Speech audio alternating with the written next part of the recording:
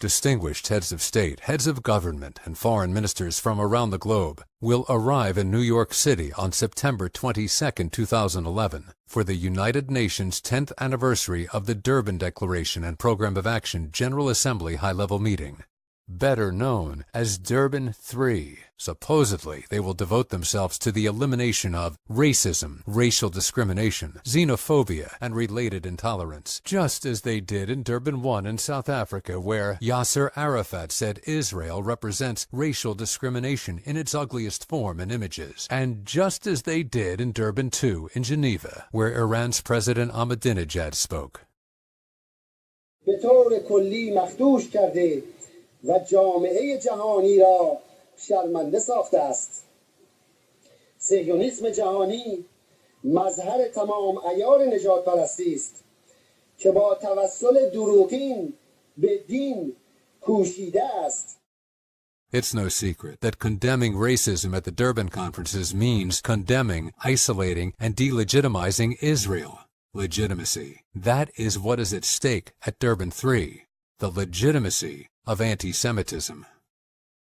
In 1975, only 30 years after the United Nations was founded on the ashes of 6 million Jews who perished in the Holocaust, the General Assembly adopted a resolution equating Zionism, the self-determination of the Jewish people, with racism and racial discrimination. When this poisonous act was finally rescinded 16 years later, in 1991, Arab and Muslim states, which had rejected Israel from the day of its birth, searched for another method of resurrecting the same libel. In 2001, they found their answer, the Durban Declaration, which condemned only one state for racism among all 192 UN member nations, Israel.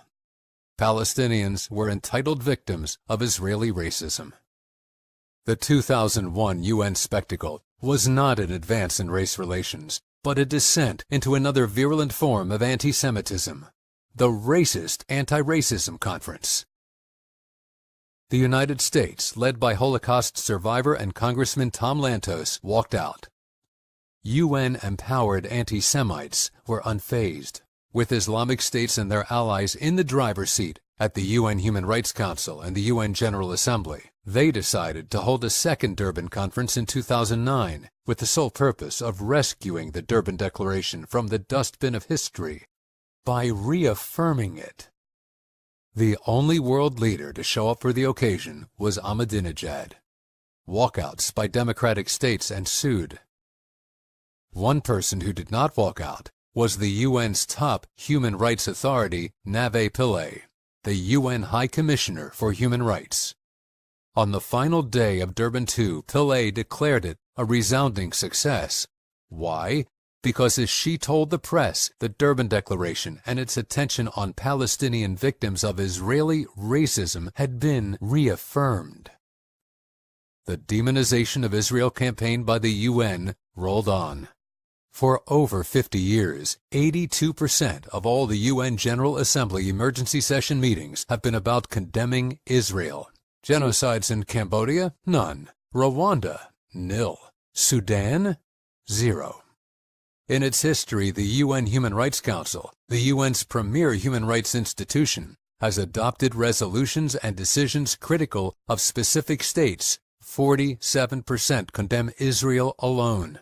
In 2010, the UN General Assembly criticized specific countries for human rights violations. 78% condemned only Israel.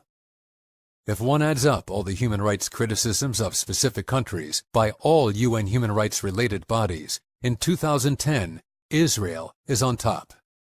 Fifth most condemned was the United States. Iran was 11th. Syria, 22nd. And still, UN operators were not satisfied. Legitimacy continued to plague the Durban Declaration.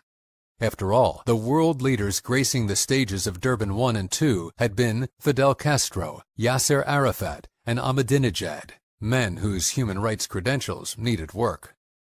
So Nave Pillay and her peers hatched a new plan. Durban 3, New York City, opening week of the General Assembly, which means not one, not two, but over 100 world leaders will be on hand to applaud the Durban Declaration, finally bestowing the legitimacy that has so long eluded it.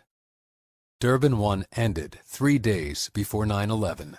So while Americans will be remembering the 10th anniversary of the terrible consequences of hate and intolerance, the United Nations will be commemorating the 10th anniversary of global hate-mongering itself. Please join us in denying legitimacy to prejudice and its Durban Declaration. Join the front lines and our online counter-conference at www.durbanwatch.com.